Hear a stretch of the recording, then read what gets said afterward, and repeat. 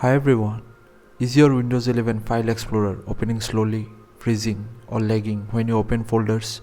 The main reason behind this could be a hidden legacy service running in the background. So today in this video, I'll show you a simple and working method to disable this service safely and instantly boost your File Explorer speed. So let's get started. Simply search for Registry editor and open it. Now go to the video description and copy this registry location from there. Paste it in the address bar of registry editor and hit enter.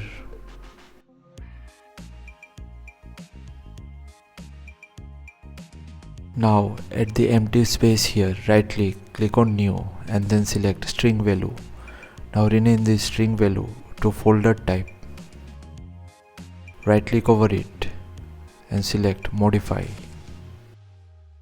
Now under value data, type not specified and click on OK. Now close the registry editor and restart your computer, and the File Explorer will no longer be doing its usual file type sniff test before opening each folder. So thanks for watching. Please feel free to subscribe and support the channel if you found the content helpful. Thank you.